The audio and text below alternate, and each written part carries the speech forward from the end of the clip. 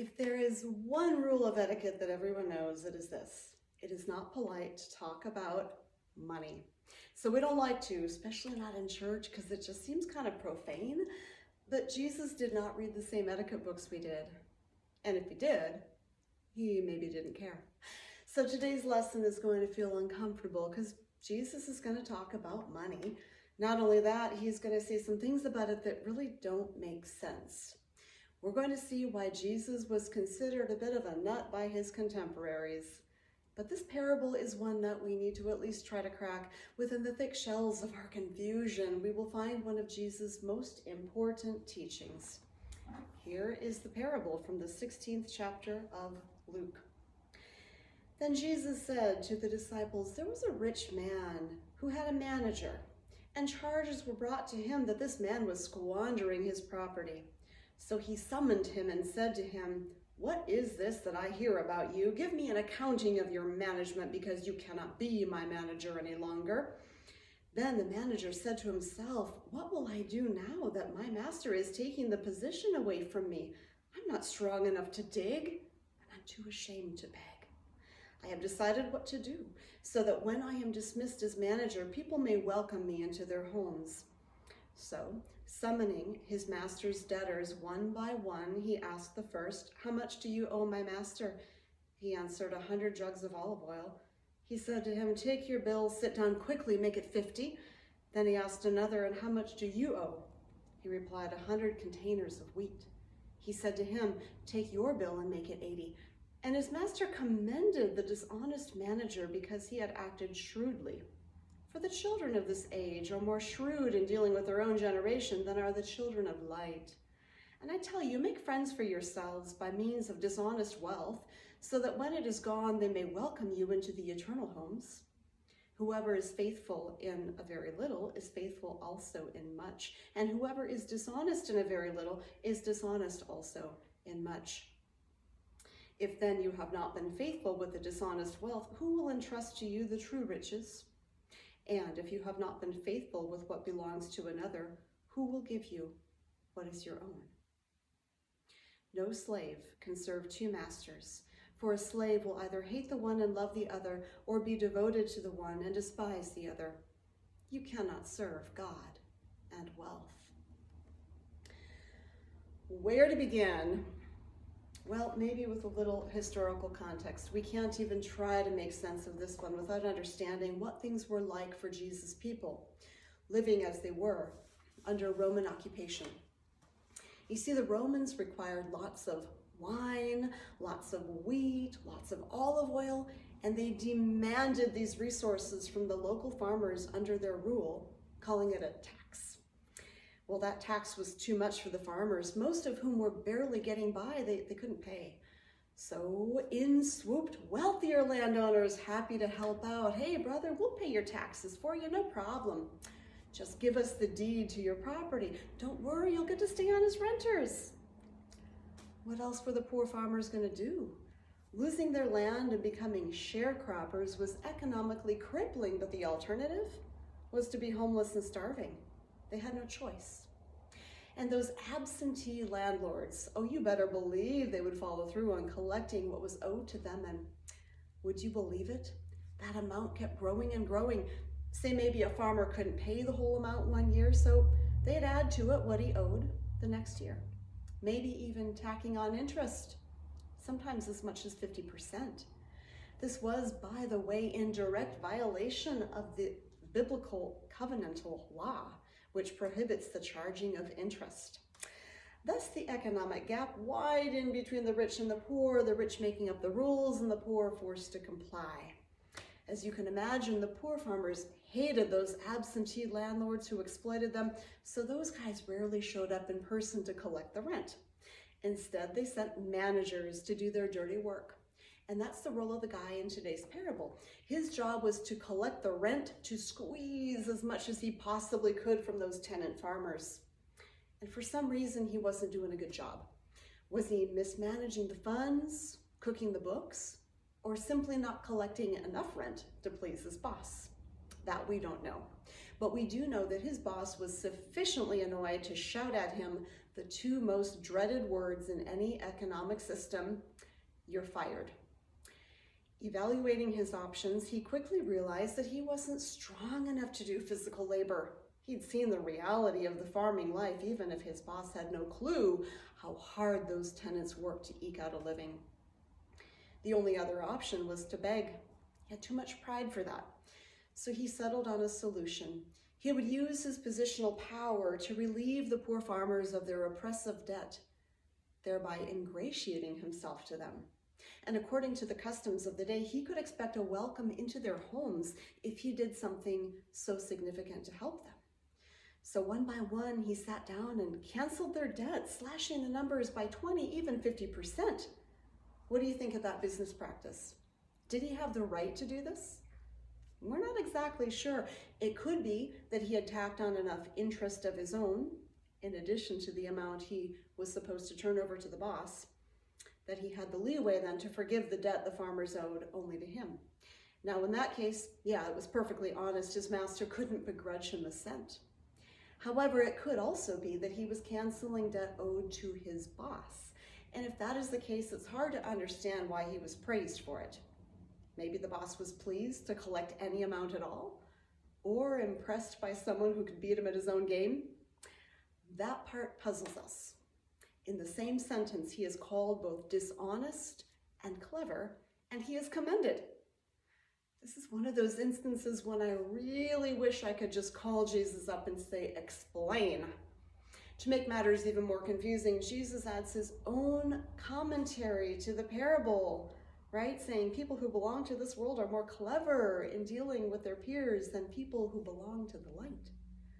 And then he shocks the heck out of his followers by giving them this advice. I tell you, use your worldly wealth to make friends for yourselves so that when it is gone, you will be welcomed into the eternal homes. Given the context of this parable, we might ask, is Jesus promoting practices like embezzlement as the path to life eternal? It's hard to figure out what to do with this. Perhaps the best thing to do is take a long step back and see the big picture in this parable.